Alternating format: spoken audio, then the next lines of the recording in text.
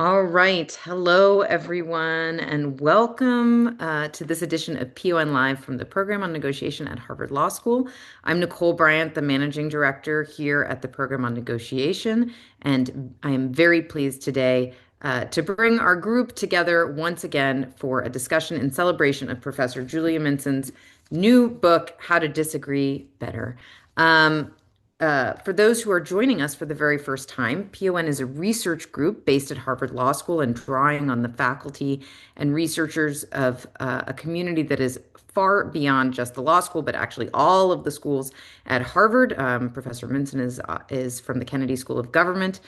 We have colleagues from the Massachusetts Institute of Technology and Tufts University as well. And we are very pleased to present a series of free online events where we talk about research from our colleagues from around the world, and bring our community together in discussion and conversation.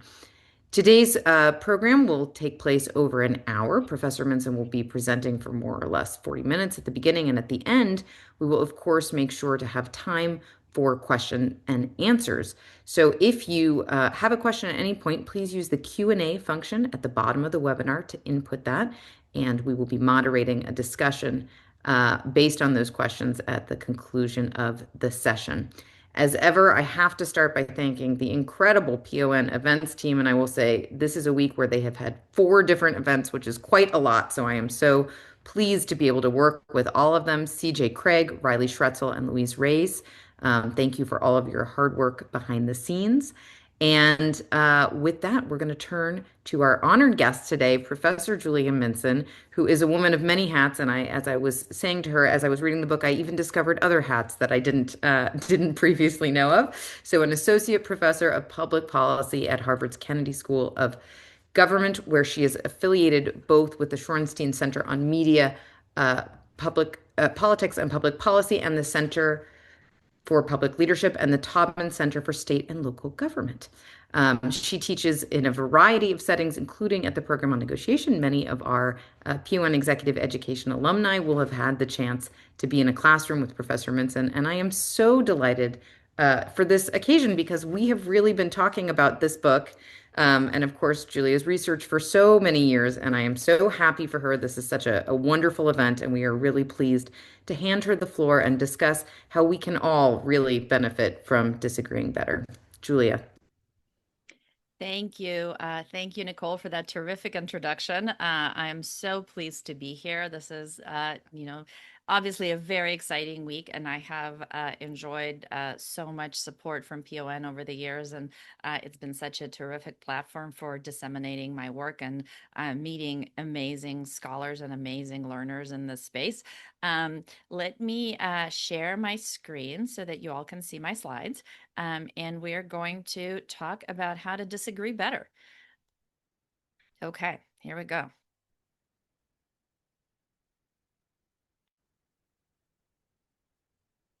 All right.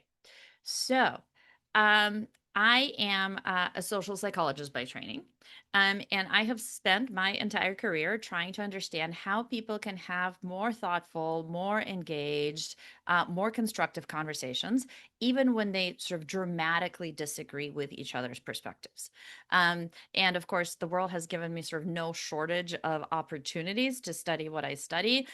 We disagree all the time. People disagree with their friends. We disagree with our family members. We certainly disagree in the workplace. And of course, the disagreements that are maybe the most salient to folks right now are the disagreements that are happening in our political and policy sphere. Now, part of the reason that I find disagreements so deeply fascinating is that there is sort of a really interesting tension when it comes to disagreement. So, on one hand, there's a huge social science literature that basically says, look, disagreement is good for us, right? When we talk to people who have different perspectives, they bring new ideas to the table. We have better, more creative ideas. We're less likely to have like absolute dramatic, disastrous errors that we make. And sometimes we can just have a more interesting conversation. But by the same token, most of us don't like disagreement and try hard to avoid it. And so part of the sort of question is, well, if disagreement is so good for us, and if this has been sort of long documented and long known, why is it so difficult? Why is it so aversive? And to some extent, Exhibit A in the answer to that question is the last 5 years that we have been through. So if we think back to the beginning of the COVID pandemic, you know, we know now from survey research that 15% of Americans, that's every seventh person, has severed a close relationship with a friend or even a family member over their vaccination status, right? So people broke up really close relationships over their views regarding the COVID vaccines. Then, of course, came the murder of George Floyd, and we had bitter debates about the idea of defunding the police. Then we repealed Roe versus Wade, and we couldn't talk about that either. Um, then we had incredibly difficult conversations about the very nature of gender. And of course, much of that came to overlap with the wars in Ukraine, in Gaza, and now in Iran. And, you know, part of the reason that I bring up sort of this litany of conflicts is to just bring home the point that some disagreements are so personal, feel so consequential, feel so morally weighty that people really don't feel like they can engage with an opposing perspective without walking away feeling battered and bruised. Uh, but also, there's some interesting patterns here, which is that on one hand, many of these disagreements fall along traditional liberal conservative lines, right? But on the other hand, many of them don't. So some of them are brand new, like the debates around COVID, and some of them flip traditional allegiances, like Gaza. And so, what that kind of leads me to think about is that it's not enough to have a toolkit for bringing together the left and the right, for resolving our sort of, political differences. We need a toolkit that works across many different kinds of disagreement, irrespective of the topic, because we don't know what the next topic is going to be. We don't know what the next crisis is going to be that the world throws at us. We just know with, a great deal of confidence that there will be a new thing, right? There will be something else in a few days or in a few weeks or in a few months that people just feel absolutely unable to talk about with thoughtfulness and courage. And so, I'm a professor at the Harvard Kennedy School, which is, of course, our School of Public Policy named after John F. Kennedy. And our school motto is ask what you can do. And I'm an academic. So, what I can do is I can write a book. So that's what I did. So the book is How to Disagree Better. It came out this past Tuesday, or this Tuesday, 2 days ago. And one of the things that I'm incredibly proud of is that the book has received really sort of positive evaluations from people across the political spectrum, right? So people who are deeply conservative and people who are profoundly progressive, and also across sort of different areas of leadership, right? So folks in government, folks in academia, folks who are sort of active practitioners in this disagreement space have found something valuable in the book. And so this QR code here allows you to learn more about the book. Importantly, you can download the first chapter for free and see if this is the sort of thing that you would like to read. So, of course, feel free to scan the QR code or go to my website, disagreeingbetter.com. In this talk, what I would like to do is sort of highlight three key ideas from the book that I find particularly compelling. And then, of course, as Nicole said, we're going to open it up to Q&A and have a conversation about these ideas. So the first idea is really how I got started on this work. When I was beginning my PhD at Stanford, I was very interested in disagreement and conflict. And looking around the world, I thought, you know, people are different in this respect, right? You can sort of think about your friends, think about your family, think about your coworkers.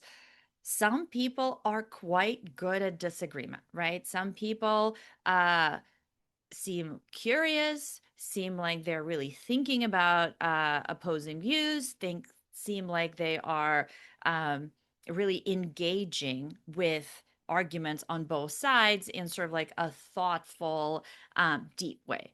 Whereas other people seem like they're the opposite of that, right? So they either avoid opposing perspectives entirely, they change the conversation, they leave the room, maybe they sort of fly off the handle and start arguing their own side. But these seem like different kinds of people. And I was surprised that we did not have a measure or really a clear sort of definition of what this thing was. And so, where we started the research program was trying to identify what this tendency is and how you measure it and what does it really tell us about people. And so, we ultimately ended up calling this thing receptiveness to opposing views. So, this tendency to engage or not engage with opposing perspectives came to be called receptiveness to opposing views. And it turns out that it matters quite a lot for how you engage with information. So, we defined receptiveness as a person's willingness to access, consider, and evaluate supporting and opposing views in a relatively impartial manner. And there are a few things about this definition that are kind of important and worth dwelling on. So, one of the things we're thinking about here is, do people give the same amount of thought and kind of processing time and energy to information on the other side, right? We're all very, very good to talking to people who agree with us. We're all very, very good at coming up with more and more arguments for our own side of the story. But can you be the kind of person that does sort of an even job, right, of thinking about your own side and the opposing side? So that's really what what receptiveness is. It's your tendency to consider both sides in an even-handed manner. What is also really important about this definition is what receptiveness is not. So, nowhere in the definition do we talk about compromise or changing your mind, right? So, receptiveness is not about sort of, meeting in the middle and hugging your opponent. It's about your tendency to think hard about the arguments. And so, you can imagine that a person who is very receptive does the job well. They, seek out information that they disagree with. They think hard about it. They find some merit in those opposing perspectives, but then they say, look, I have more arguments on my side. Or the arguments on my side are more applicable to this particular situation. Or I think that, in the future, the world will turn in such a way that makes the arguments on my side more relevant. So I'm not going to change my mind. I heard you. I understood you. I see why you believe what you believe, but I'm not compromising on this. And so that's sort of a really important feature of receptiveness, right? Because what we're trying to do is distinguish your tendency to process information a particular way from your tendency to reach consensus. Now, when we have, spent years sort of thinking about what this thing is and figuring out how to measure it and figuring out what receptiveness predicts, we published this in an academic journal called Management Science. And then we realized that, not a lot of people in the world actually read academic journals. And so what we did is we put the scale on online so that it's freely available to anyone. So this is my website, disagreeingbetter.com. And if you go to disagreeingbetter.com/survey, you can take the survey and then you will have your results emailed to you so that you can get some sense of your own level of receptiveness. And one of the things that's sort of particularly interesting about the survey is that the scale it's made up of 18 questions, and they fall into 4 different subscales. And so when you get your results, you can see how your scores differ across the different subscales, which gives you a sense of like which aspects of receptiveness are easier for you and which aspects of receptiveness are harder for you, which is a really sort of good way to start thinking about, well, if you want to increase this thing, where do I start? So I encourage you all to take the survey. It's also a really good way to start conversations in your workplace, right, about receptiveness. It could also be a good start to a family conversation about receptiveness. So, what does receptiveness actually do for us? So, what we have learned in the years of research that sort of followed the publication of the scale is that there are two types of benefits to being more receptive. Uh, One set of benefits has to do with the kind of decision maker you are. And this really flows quite precisely out of the way what we theorize the construct to be. So, people who are more receptive tend to consume more balanced information on both sides of a particular issue. So, they are more willing to read information on both sides. They're more willing to talk to people who disagree with them. And this doesn't have to be about politics, for example. We have done studies where baseball fans who are very receptive are more willing to talk to the fans of the team that they oppose because they have this sort of interest in understanding why other people believe the things they believe. Um, we also know that people who are more receptive are better at maintaining their attention when they disagree with a particular perspective. So many of us tend to space out when we're listening to something we don't like.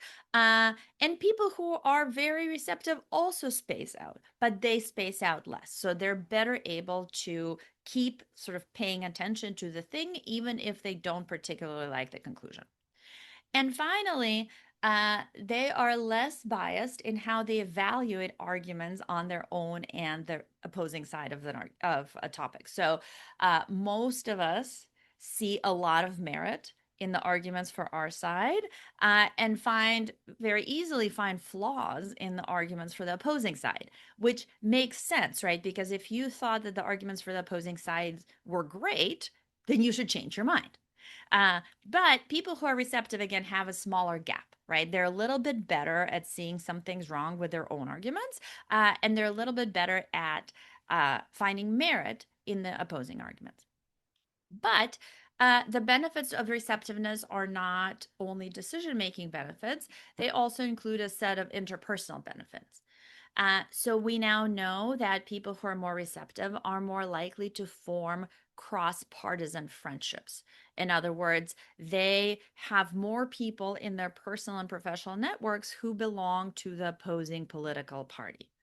Um, they're also seen as more attractive colleagues and collaborators. So when we present people with a variety of different sort of personality profiles, they are more interested in and more eager to interact with people who are more receptive. They want them to join their teams. They want to solicit their advice.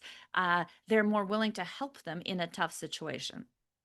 And this is not sort of super surprising because one of the things that is almost sort of baked into the construct is that people who are more receptive experience less negativity in conflict, right? They feel less negative emotions, which means they just have sort of conversations that are a little bit cooler. So, this, of course, raises a natural question. If receptiveness is so great, how can we get more of it? Right. And that's what a lot of my work has been about is understanding how do we get people to be more receptive? How do we get more people in the world to take on this mindset? And I have to tell you that the beginning of this work was incredibly frustrating because the way we started out is we thought, okay, can we, set up experiments where we teach people about the idea of receptiveness and we try to instruct them to be more receptive to opposing views. And we tried this many, many different ways, and we failed over and over and over again. Uh, it didn't seem like you could instruct people to be more receptive in any way that led their counterparts to recognize that anything different was going on, right? You could sort of tell people, you need to do this thing, and they would say, yeah, I'm doing it. But then their counterparts would not recognize that anything special was happening. And so, after literally years of frustration, we started thinking about what might be the problem. And here is how we kind of came to recognize what the real challenge was, which really caused a pivot in all the research that went after that. So imagine this conversation. You have two people who are talking. Let's say this person is you, and let's say this person is your partner.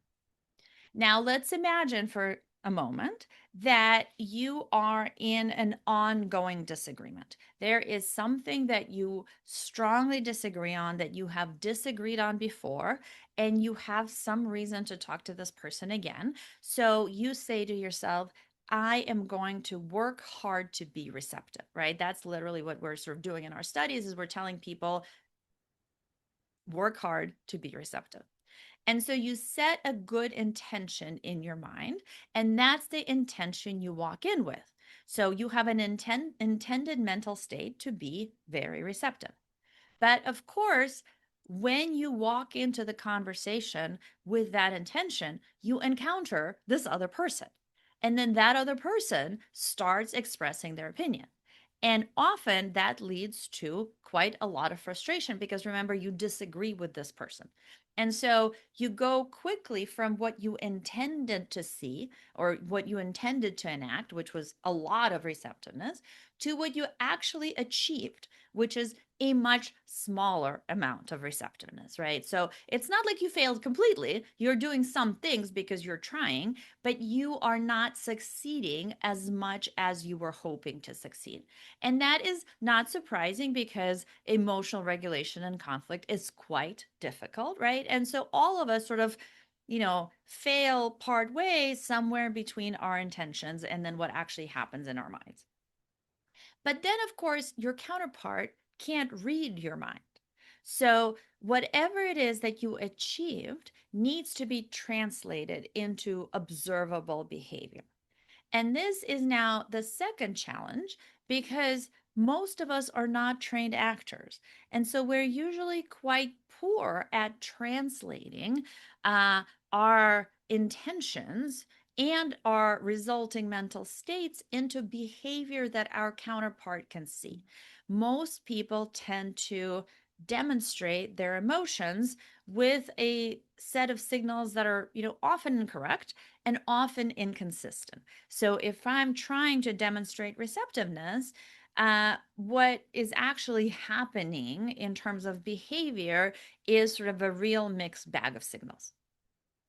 And then that mixed bag has to travel one more step, which is that my counterpart needs to recognize what I'm doing, right? So this person, who is also a person in a conflict, needs to look at my behavior and think about, well, what does this mean, right?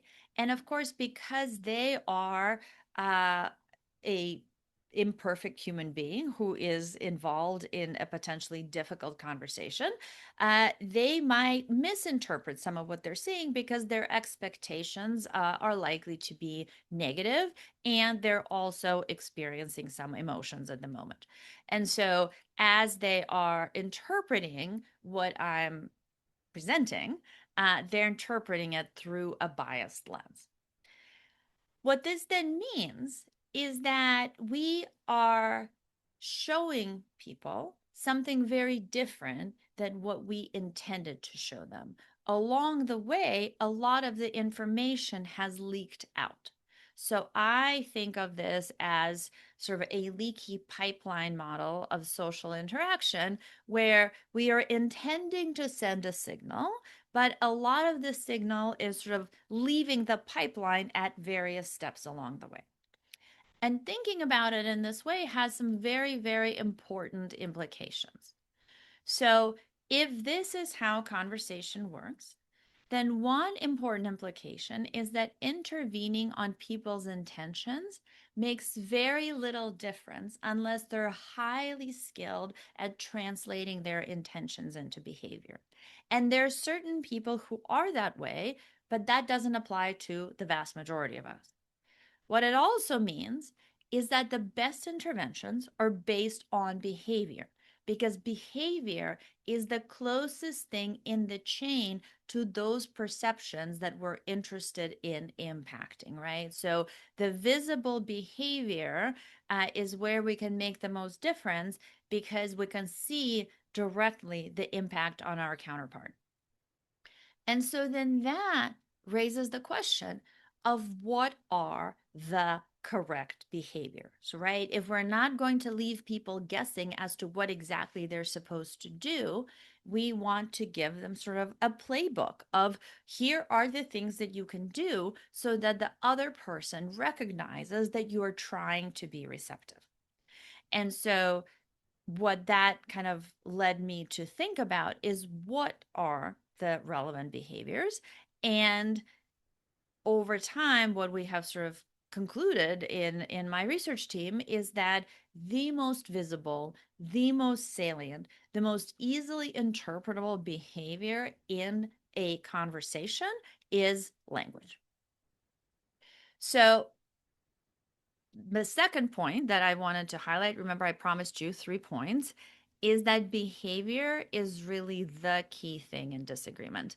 And so a lot of kind of the work that I advocate for is thinking about how do we shift people's behavior. Okay, so now let's talk about what are the right behaviors. So, a lot of what I sort of talk about in the book are very concrete approaches to having more constructive disagreement. And many of those approaches are grounded in language, right? What are the sort of the right words to say and not say? And there's a variety of tools that we consider. One of my favorites and one of the ones that has gotten the most traction is an idea that we call conversational receptiveness. So, when we began studying receptiveness and developed and tested the receptiveness scale, I mentioned that one of the things that we found was that people had a very, very hard time showing their receptiveness. But in any given data set, we had people who were seen as more receptive and people who were seen as less receptive, right? There's sort of variance in how receptively people were perceived. And so we flipped the question on its head. Rather than telling people to be more receptive and expecting them to be perceived as more receptive, we said, who are the people who are perceived as more receptive? Like, what are the people doing who are getting credit for this thing? And so the way you do that work is you collect uh, a lot of conversation data, right? So we pair people up who disagree with each other on a topic that's important to them. We have them have a conversation, usually over online chat, so that they have some privacy. And then we have all the transcripts of their conversations. And then what you can do is you can take the transcripts and you can show them to people who were not involved in the conversation, raters, and you can have those raters rate how receptive the parties were. Right. So now for each person in each conversation, we have a score essentially of how receptive some other person thought they were being. And then we take all of that text and all of those ratings and use natural language processing to figure out concretely what are the words and phrases that predict how receptive a person is perceived, right? So we are essentially writing a machine learning algorithm that figures out what makes people come to be seen as more receptive. So essentially, what we come out with is a set of specific words and phrases that make people feel heard in disagreement. What can you say that makes the other person say, yeah, you're definitely being receptive to me. And this is the construct that we came to call conversational receptiveness. Because we developed a machine learning algorithm to identify conversational receptiveness in language, we can also use the algorithm to evaluate how receptive any given piece of text is. And so, from doing research, sort of using that method, we can see that when you have a conversation that starts out with a lot of receptiveness, uh, it has more positive outcomes than conversations start out with less receptiveness. So people are seen as more reasonable, as more trustworthy. Um, Folks want to get advice from them. They want to work with them in the future. Most importantly, they want to talk to them again about difficult topics. So we know that using high levels of conversational receptiveness is predictive of the outcome of the conversation. The good news is that conversational receptiveness is quite easy to train, right? So I'm asking you to memorize some words and phrases. I'm not asking you to like fundamentally change your personality. It is not incredibly easy. You need practice, but it is far easier than a lot of other approaches that we have tried in the past. The other good news, and perhaps my favorite finding from this research program, is that conversational receptiveness is easily reciprocated. So humans mimic all sorts of things humans do in conversation, right? So we mimic laughter, we mimic body language, we mimic sentiment. And conversational receptiveness is one of the many things that we reciprocate. And this gives us a tremendous amount of agency in the way that we engage with folks we disagree with. Because I don't have to demand that you listen to me. I don't have to demand that you pay attention and give me respect. I can model the behavior that I want to see, and I can rely on mimicry to make to get back essentially what I'm sending out, right? So the fact that receptiveness is something that is reciprocated uh, gives me a lot of control over the types of interactions that I actually have in my life. Okay, so this is the time in a talk where most people are thinking, Julia, what are the magic words and phrases? Like, tell us what, tell us what the magic sauce is. Um, and I'm going to tell you. So the algorithm, right, produces hundreds of words and phrases that we should say and hundreds of words and phrases that we shouldn't say. And as psychologists, right, it is up to us to sort of understand and think about what are the themes in these lists of words, which ones hang together, and which ones are the most important to improving conversational outcomes. And so, what we ended up doing is taking the most important ones and creating a little acronym to help people remember how to do this in real time. And so the acronym is HEAR, as in I hear you. So the H in here stands for hedging your claims. It's phrases like, I think it's possible that this might happen because, or some people tend to think. Uh, Most people, especially in disagreement, want to sound very sort of certain in their claims. But hedging takes a little bit of the desire to counter argue out of your counterpart, right? They are less interested in finding the exception to the rule in what you're claiming because you have just demonstrated through your behavior that you get that the world is complex and that there are exceptions to rules. So, for example, I might want to say, COVID vaccines are safe and effective, right? And so this is a true statement that I believe, but I could also say Most physicians tend to think that COVID vaccines are largely safe and effective. So I have just shoved three different hedges into one sentence. It's a lot of hedging. And I have actually just said something that's even more true than the first thing I said, right? So hedging kind of softens your claims and makes it a little bit less likely for the other person to start debating it with you. The E in here stands for emphasizing agreement. So remember, I said in the beginning that receptiveness is not about compromising or reaching agreement. But any two people in any given debate can agree on some things. So, agreement phrases are things like, I think we both want to, or I agree with some of what you're saying, or we are both concerned with.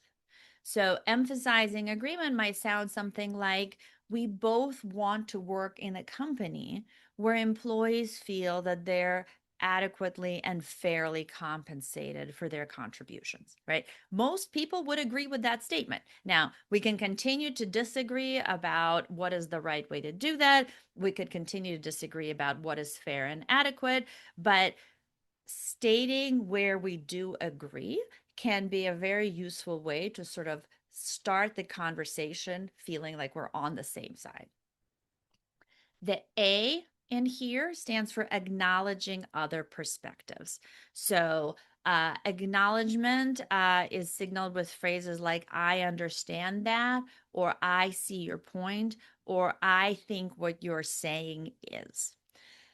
The important thing about acknowledgement is to not be lazy about it. So I often hear different versions of this that sound like, I hear what you're saying, but we can't add more staff to the project.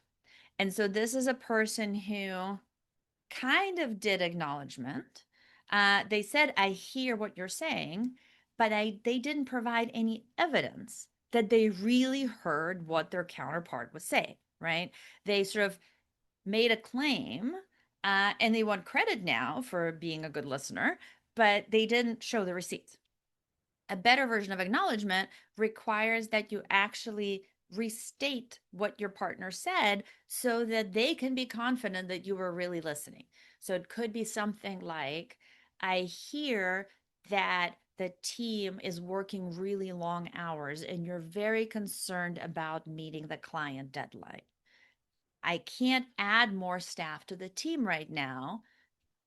The answer is still the same, right? Like, I can't add more staff to the team, but I showed you that I was truly listening, not that I'm just claiming that I was listening. And finally, the R stands for reframing to the positive. So, reframing to the positive is basically doing two things at the same time. So, you are getting rid of some of the negatively valence contradictory words like no, can't, won't, don't. And you are replacing them with some more positively valenced words. So, phrases like, I think it's great when, or I really appreciate it when, or it would be so wonderful if. So, for example, I might want to say, I hate being pushed into stressful decisions. Please stop, right? That's a very negative framing, even though it's polite, right? I said, please. Uh, a different version would be, I really appreciate it when I have more time to consider important decisions. Thank you for understanding. Right. So I said the same thing. I said, I want more time, but I said it in a tone that's a little bit less inflammatory. So HEAR, hedging, emphasizing agreement, acknowledging other perspectives, reframing to the positive. Now, in the book, I offer a variety of tools that have sort of this in common, which is we are trying to show our receptiveness through language. But the final point I want to make before I open up to questions is to highlight that, my approach to thinking about increasing receptiveness has become very skill building focused. So, uh, I think that thinking about this as a skill that can be improved through training and thoughtful practice is far more useful than thinking about this as, an innate ability or a talent or a mindset. Um, and so we can start considering how would we go about building these skills if we were sort of serious about it. And I talk about a bunch of different approaches in the book, but one way to organize them is in the following way. We can think about receptiveness as an individual level skill set, right? Am I the kind of person that thoughtfully approaches opposing views, that reads things that I disagree with, that thinks about them hard, that tries to find merit in those ideas, right? So this is receptiveness at an individual level. We can also think about receptiveness at an interpersonal level, right? So, a lot of what I have been talking about for the last few minutes is the fact that receptiveness really lives in the space between two people, right? The way I behave impacts the way my counterpart experiences the conversation and ultimately impacts how they behave towards me. And so, how can I change the interactions I have so that my team, my family, my friends all come to experience interacting with me in a particular way? And then finally, the level that is perhaps the most challenging, but in some ways the most interesting and the most impactful, is how can we change organizations and communities to have a culture of receptiveness, right? What can leaders do to really shift processes and practices to make it easier for folks to pick up these skills and bring them into their everyday practice? So I think thinking about it in those three buckets is a good way to start organizing our efforts if this is something that we are interested in improving. So here is the book one more time. And I think it is time for some questions. I'm seeing some things in the chat. Yeah, this is great, Julia. Thank you so much. And everyone, please, of course, input questions as they come about.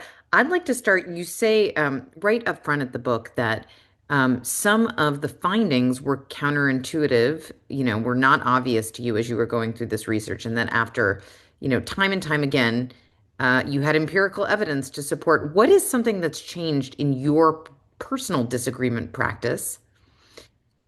Along the way, if you have a story to share about how you're disagreeing differently, I think we would all appreciate it because you're the one who's been immersed in this whole time. Yeah, I mean, it's really funny because when we think about counterintuitive findings, um, I think it makes me feel good, and I think it makes people feel good to remember that as humans, we're all pretty decent psychologists, right? Like we all sort of, get up in the morning and, get food and, get care and, don't get sort of punched in the face on the way to work. Like we're pretty good at navigating other humans. And so I would say a large percentage of what we know about how to interact with people is accurate, right? But where sort of social science comes in is shaving off that little bit of like misperception or trying to guide us more into um, behaviors that give us the most benefit and spend less time doing things that are sort of less beneficial.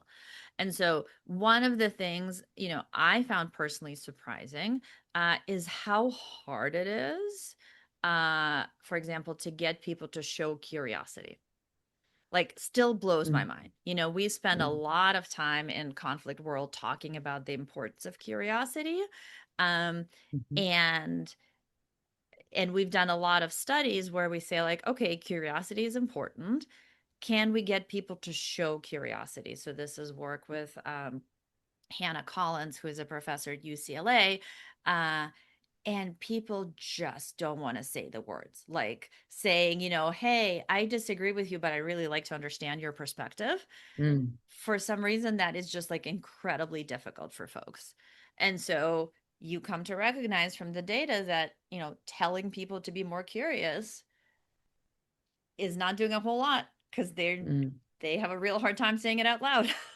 Mm, So that was wow. one. That was one, and I catch myself doing it. And so what has, I think what has changed in my practice is like I try to hold myself much more accountable for what I'm really doing instead of giving myself credit for my good intentions. Yeah. Um, I have a question about another pitfall, which is, as far as I can understand it, the idea of sort of faking receptiveness to try to get a better outcome. And Uh-huh. I love the term, I hadn't heard it before, boomer asking. Uh-huh. So perhaps you could explain for those who haven't yet read the book what boomer asking is and other, cynical pitfalls and how they can further sabotage the disagreement if you're trying to only be receptive to actually win. Yeah, so boomer asking is a great term. And this is not my work. This is Mike Yeomans and Allison Wood-Brooks, and a few other folks on that paper who did this like super fascinating set of studies. Um, which all fall into this category of behaviors and disagreement that people think might be a good idea, and are just not, like they backfire. So we've been told a million times that question asking is a good thing, and that people like being asked questions, and that is true for certain types of questions. But what a boomer ask is when you ask a question only because you want it to come back to you like a boomerang. Like you want to be asked the question yourself. So you fake curiosity, uh, so that you can get credit for being a curious person. And so, it's something like, hey, Nicole, how are you? And what do you say? I'm Lately, great, thanks.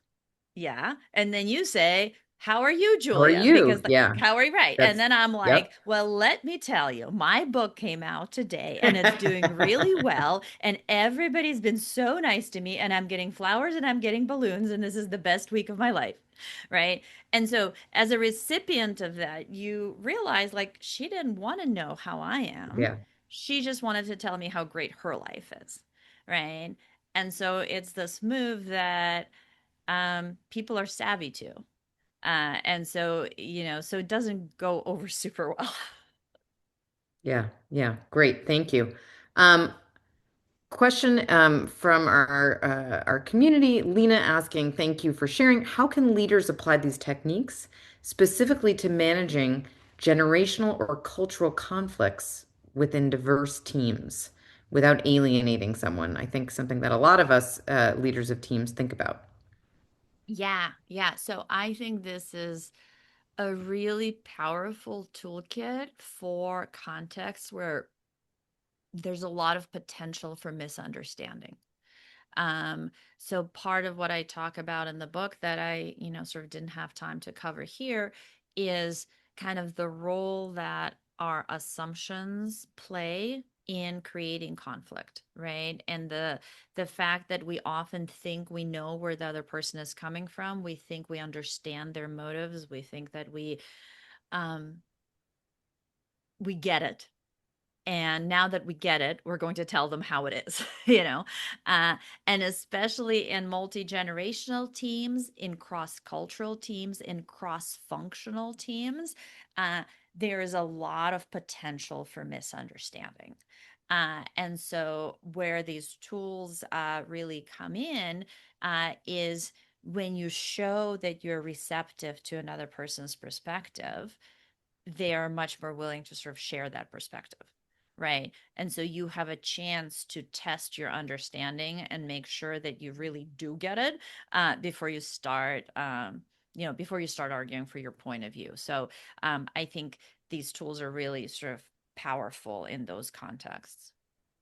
Yeah, great. A question from Elle. This might be more personal than professional. Is there advice on how to navigate conflict and disagreement with a counterpart who's not receptive? I know you talked at least about modeling receptivity, so maybe that's one. Anything that you would expand upon on that front? Yeah. So one thing that, I mean, obviously, like, I'm a fan of receptiveness, right? Like, that's why I wrote the book. And, part of the reason that I study this stuff is because I think it's important. But I also, want to sort of acknowledge that any conversation is sort of an opt-in exercise, right? We don't need to like always talk to every person out there in the world. Um, and what I often ask people to consider is, why are you in this conversation, right? And when sometimes people say, like, why are you doing that, what they mean is you should stop doing it.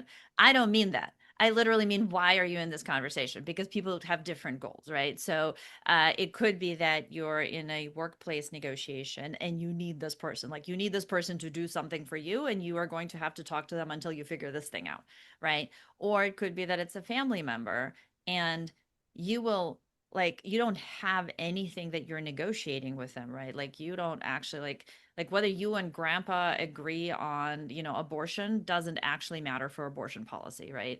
But you need to have the conversation in order to feel good about your relationship, right? You need to sort of understand where they're coming from so that you can continue sort of like respecting this person that might be very important to you in your life.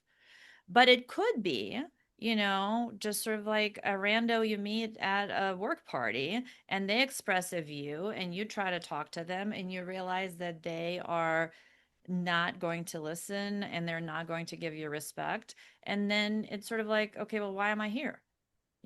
Sort of like change the topic and walk away politely. So Yeah. I think it really depends on what your goals are.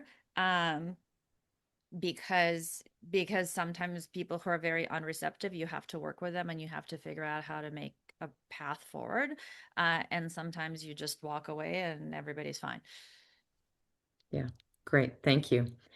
We have a question from Karen about successful examples of implementation of here, and her question is specifically in an organization, but do you have, it could be, I think, a story about implementing the framework in a way that led to a better outcome. Yeah, so this is perhaps one of my favorite and maybe one of my most embarrassing stories. So years ago, I decided that, given sort of like what I teach and what I do for a living, um, I should get certified as a mediator. I was like, I talk about mediation in my classes, like I know what I'm talking about. I should actually like take the courses and learn the stuff and, feel like I can talk about it a little more competently. Uh, and so I took this week-long mediation course, and it was wonderful, and I learned a lot. And, it was a week, 8 hours a day, like sitting all day long, learning about mediation, practicing mediation skills. A lot of it is the type of stuff that, fits very nicely with this framework. And a lot of it was about, sort of listening and understanding and curiosity and like all the good things. Mm. Uh, and then it's Friday evening and I come home from work and like, my husband and I are, having cocktails and, about to have a nice dinner. And he starts complaining about work, and he was sort of dissatisfied with his job for a long time, and I can sort of feel like the good mood slipping away, and I say something to the effect of, okay, we've had this conversation a million times, like, I think you should quit and find a new job, and you're not going to do that. And so, what is the point of having this conversation? Because, like, I know what you're going to say, and you know what I'm going to say. And so, can we just fast forward through all of this? And then you could just feel the temperature in the room drop by like 10 degrees. And then he's just sort of like looking at me. And then it's almost like, slow motion, like I hear myself. And then I remember that I was in a mediation class all week, which just like adds insult to injury, And I sort of thought, you know, this is not about winning. This is not about being impressive. This is about executing on the things that I claim are important. And I said, I'm sorry. That was completely not what I should have done.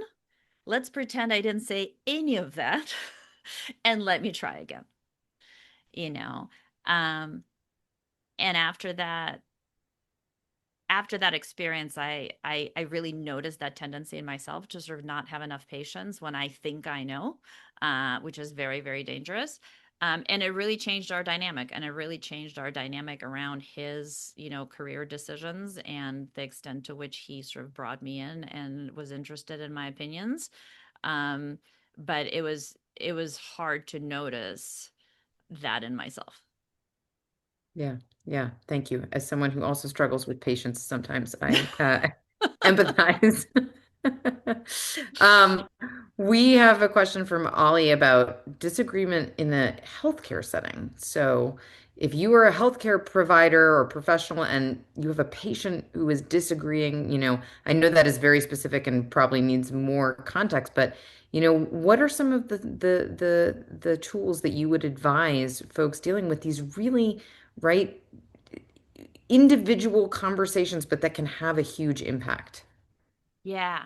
So please, please, please read the book, because the book is full of healthcare examples. I am absolutely obsessed with healthcare, in part because I have had to deal with a lot of sort of family health things and observed a lot of these conversations.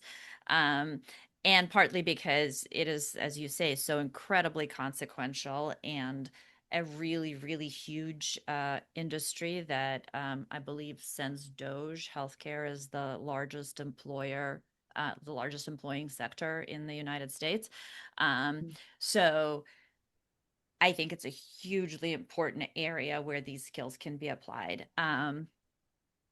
And I think what's interesting about it is that it's a perfect, kind of microcosm where a provider has the training and has the expertise and has the knowledge, right? And it can be incredibly frustrating when somebody says, well, I did my own research and here's what I think. And it's like, yeah, Mm, you Googled it for half an hour and I've been doing this for 20 years. Um, mm, but part of the thing that I think, a lot of people sort of fail to appreciate is that if the conversation goes badly, the patient walks out and never comes back again. And, they might find a different provider and get care somewhere else, but often they just won't get care.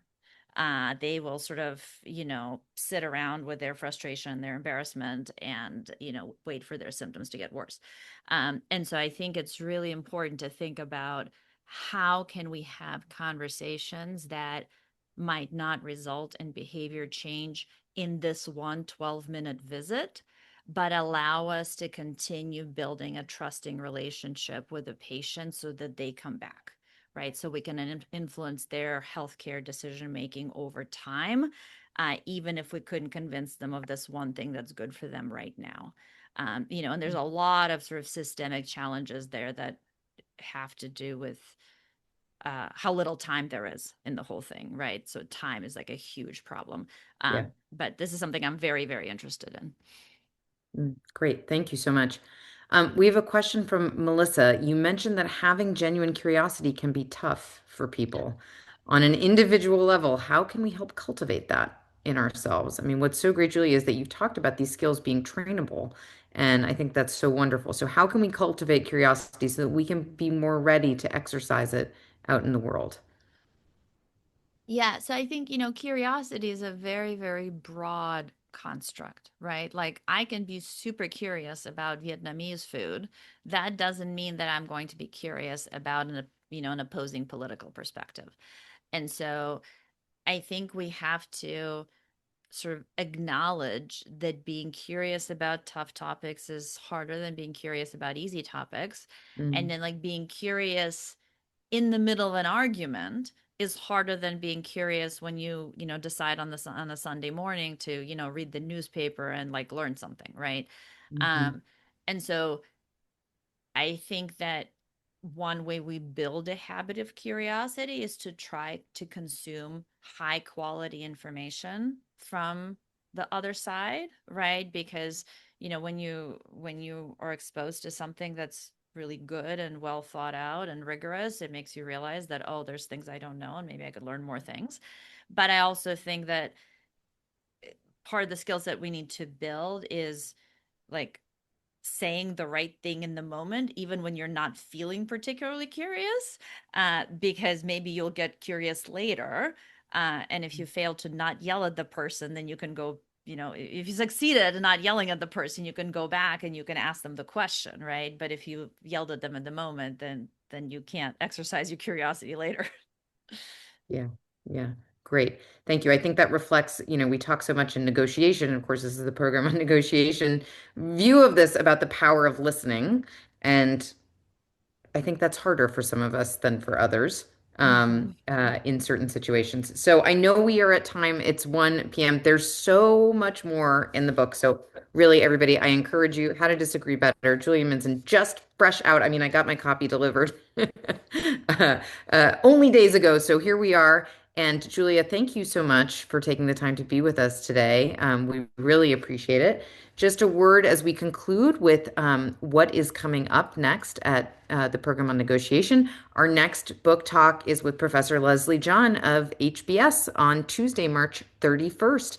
And then we have a whole slate of other events coming up throughout the spring.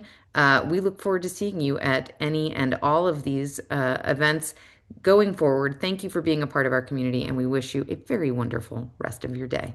Thank you so much.